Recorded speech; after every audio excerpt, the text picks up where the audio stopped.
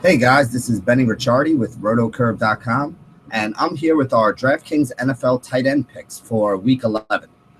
We put together a little bit of a spreadsheet for you guys, so let's take a look at some of the guys and some of the reasons why we think they're going to be good values to roll out there today for NFL DFS. Give me 1 second here while I call this up.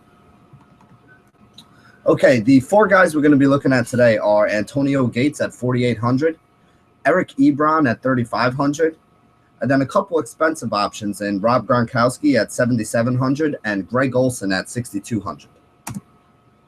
The first guy we're going to talk about is Antonio Gates.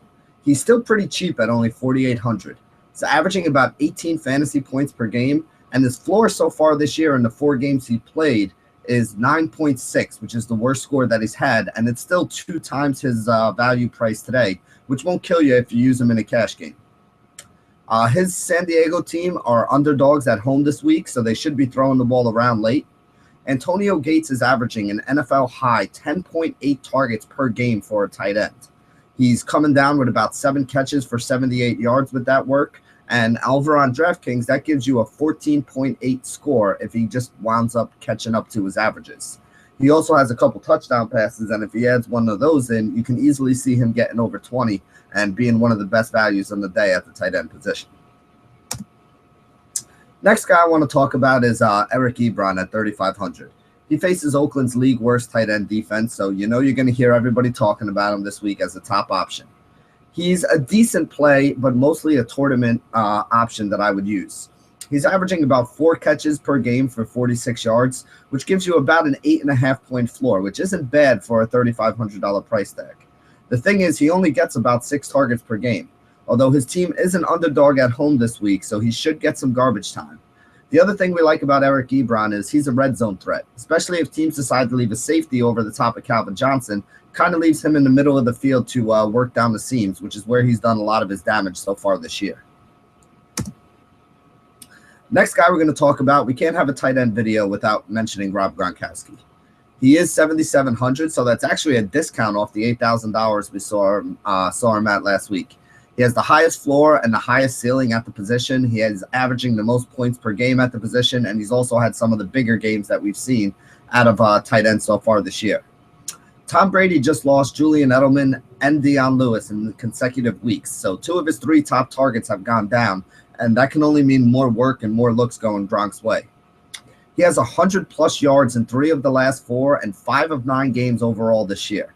That is by far the most for a tight end in 100-yard receiving games, and with the 3-point bonus you get for that on DraftKings, it's why his price is so much higher than everybody else's.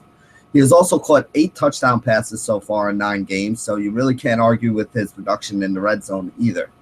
He's getting 5-plus catches per week on 8-plus targets, and the first time they played Buffalo this year, he had 7 catches for 113 yards and a touchdown, and that game was in Buffalo, with a lot more of the receiving options available, like Lewis and Edelman.